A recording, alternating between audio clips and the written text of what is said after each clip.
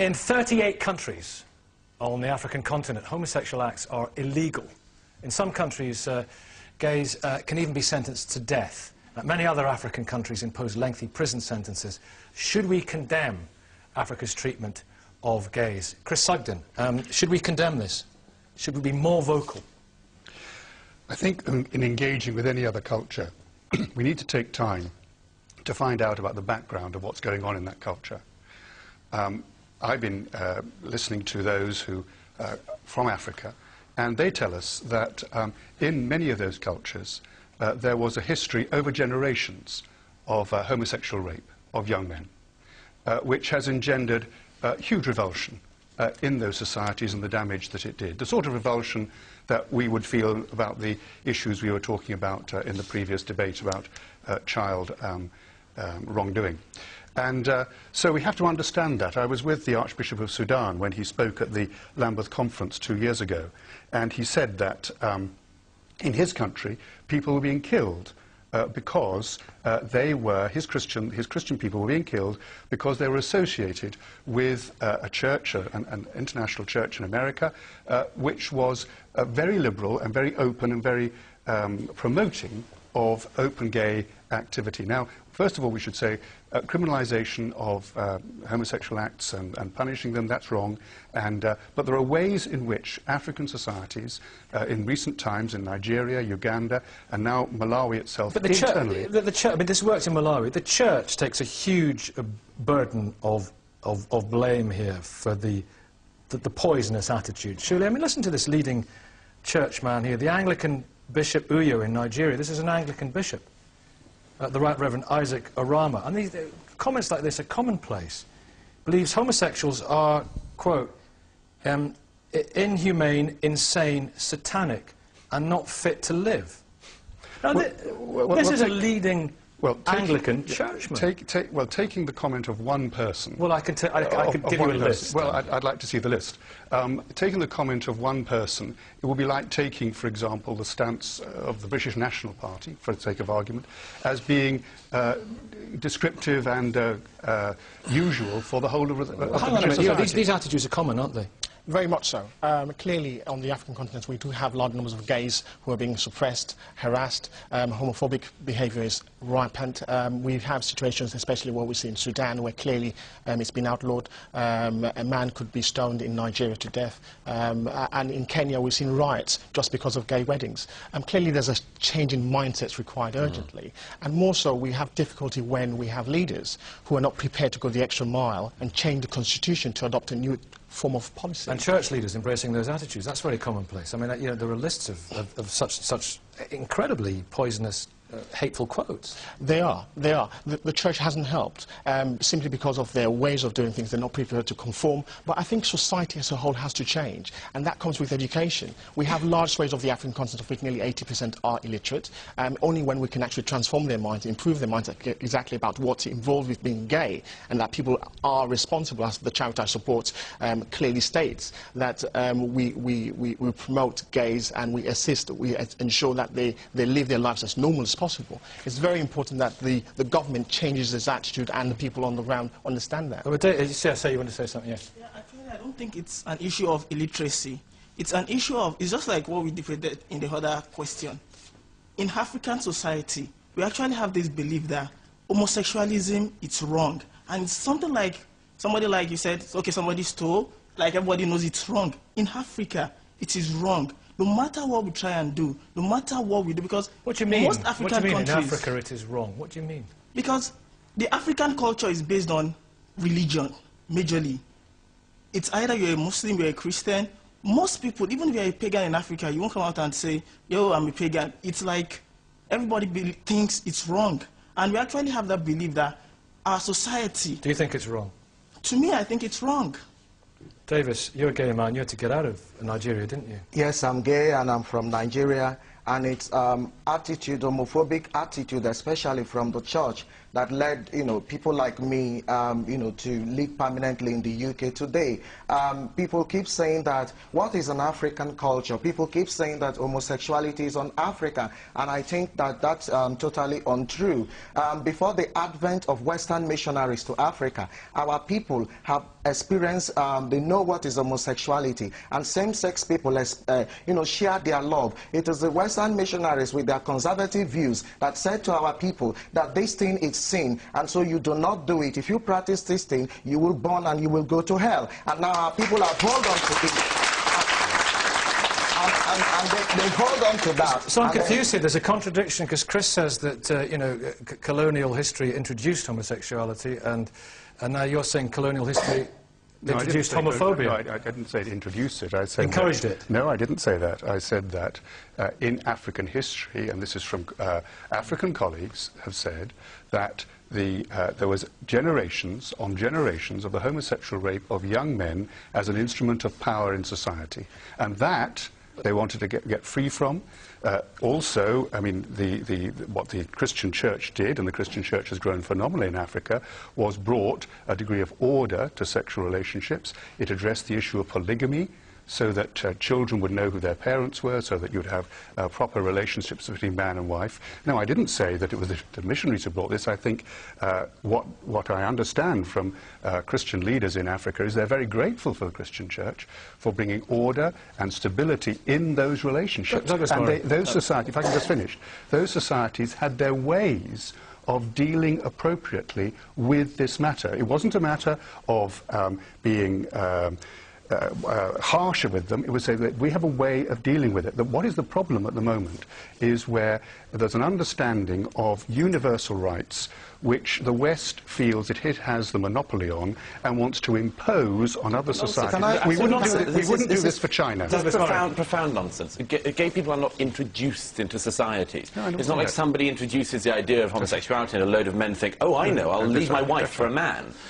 Absolutely profound nonsense. Homosexuals have existed in every culture throughout society, not just because, by the way, it's worth reminding the church leaders of this, not because it's an act of sex, but because it's an act of love. Because it's a basic requirement of human relationships for some people. Now, and as such, deserves respect. One of the problems we have in this debate is always twofold. Firstly, that a lot of white, Western, liberal-minded people fear desperately condemning a backward attitude towards homosexuality in Africa in case it is seen itself as being colonialist.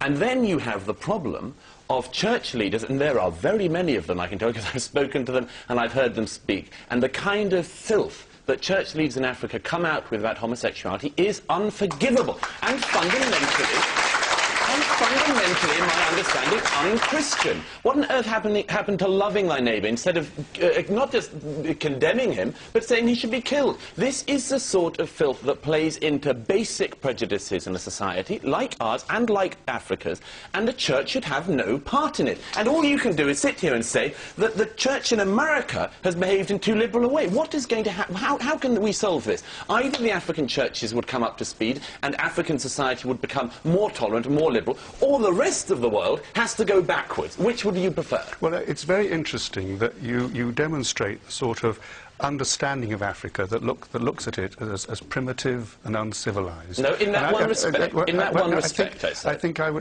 would want you to, look at China and how do you deal with China on these sort of issues? But you asked me particularly about African churches. I think it is unfair to take the statements of one or two people. No, the church leaders, the Archbishop of Nigeria. This isn't one or two leaders. This isn't random people. The gentleman there knows better than me and better than you, I suspect. The Archbishop of Nigeria. Can I disagree with Chris, because I was born and raised in Nigeria, and I know how the Nigerian church works far better than Chris, because it's not from that area. The Anglican Church in Nigeria, the recent retired Archbishop of Nigeria, Peter Akinola, whom you work with, they are the people who actually champion and push forward the same-sex draconian bill that didn't succeed to imprison gay and lesbian people. The Anglican bishops in all provinces have been actively involved, lobbying government to pass harsher, tougher laws against, allow me to bring in Mohammed, against if I gay may. people. I'll let you And come I back. think that there is no gospel in that. You talk of healing of gay people. I actually will present myself here, and I would like to see any pastor or bishop who have that power, who think that if I choose to be gay, to actually heal me here, right, in the public. Mohammed Hatatat from the Manchester tells that in the north of Nigeria, where there is Sharia law, you can be stoned to death for being homosexual. In the south, it's 14 years in prison, which looks relatively enlightened compared to the north. Do you support these countries having these laws? Well, actually, these laws in Africa, in particular, come from the teachings. Most Africans in the sub-Saharan African attend church schools than state schools. And these church schools teach the children there and teach everybody what the Bible says about homosexuals. And the Quran, too.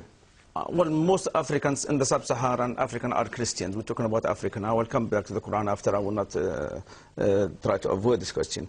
But talking about African now, so most people there go to church schools, and the Bible is very, very clear about it, regardless of what bishops try to say, the contrary of that. The Bible says if a man sleeps with a man like a woman, both should be put to death.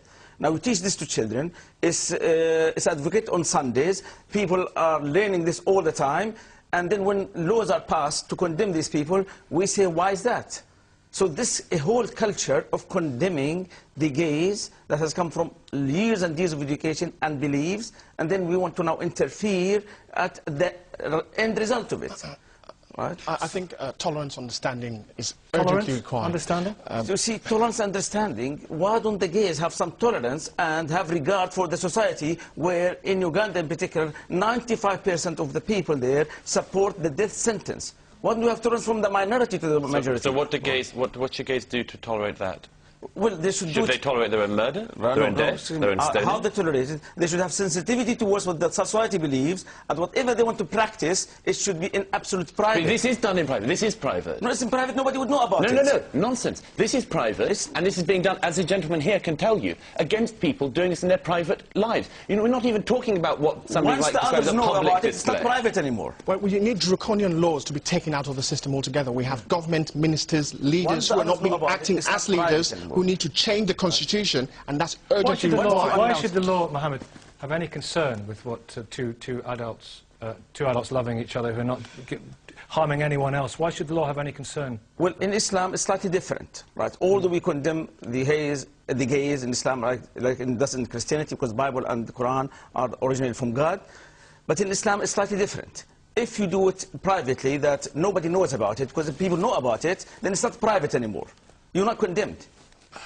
Well, I'm telling you, in Islam, if you do it so privately, then you will not be condemned. But once you announce it, once people know about it, you have to be punished. Would you just put it this way around? Would either of you gentlemen sitting there be at all happy living your own life with your wives or whoever in entire secrecy, not being able to go out in public and tell anyone that you had a relationship with your wife, not being able to let any family know, living a life of secrecy like that, and the deal being that unless you kept this up throughout your life, you would be killed? Would you be happy with that life? That's nonsense, because comparing, It's what you're asking this comparing a gentleman to man do. and wife and comparing two male together is absolutely different. Because the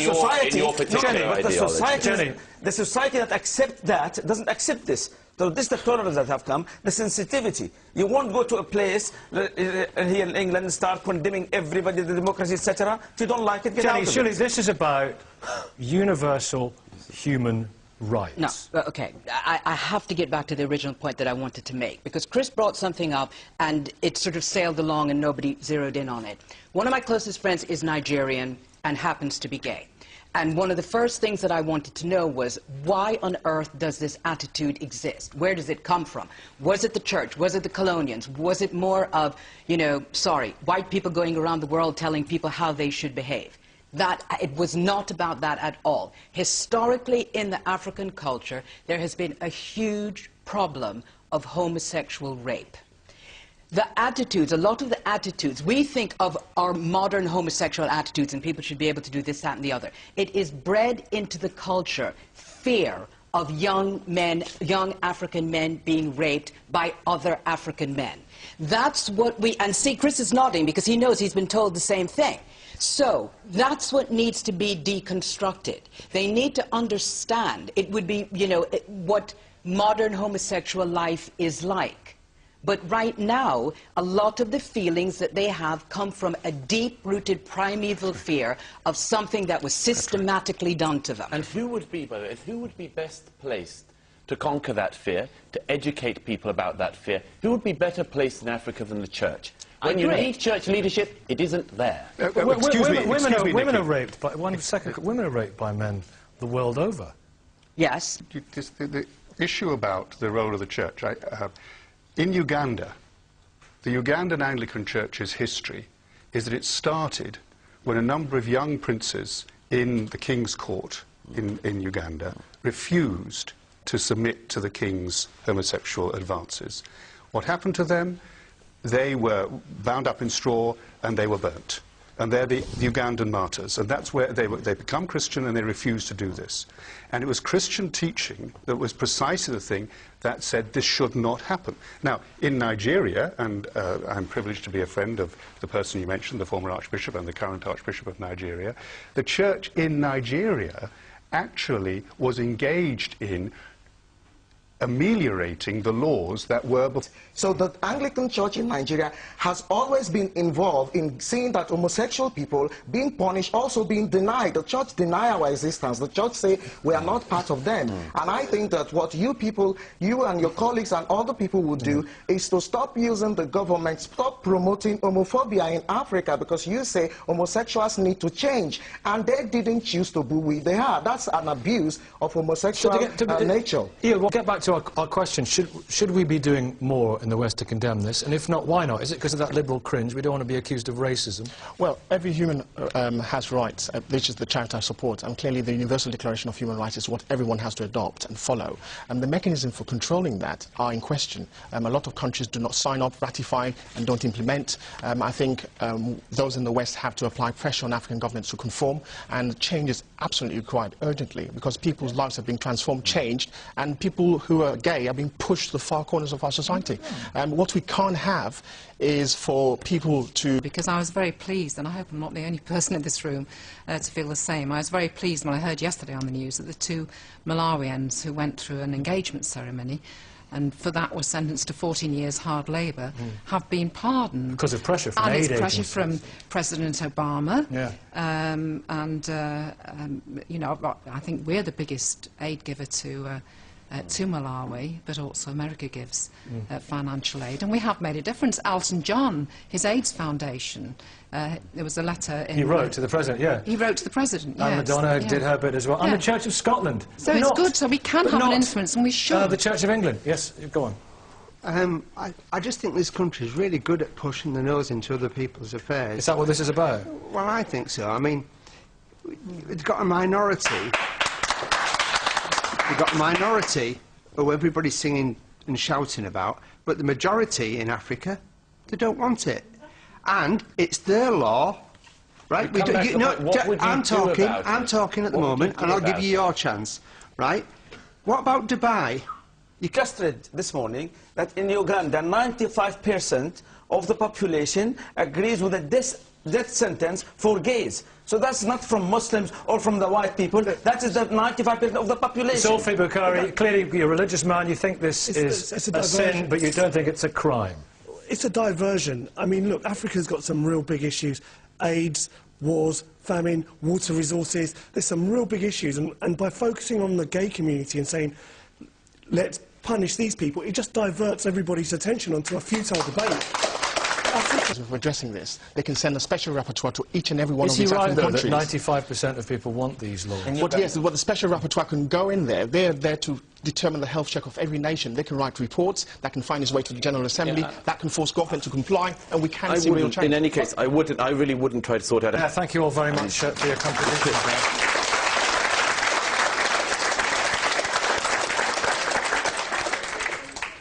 And you can join in that debate by logging on to bbc.co.uk, The Big Questions, /The Big Questions, and follow the link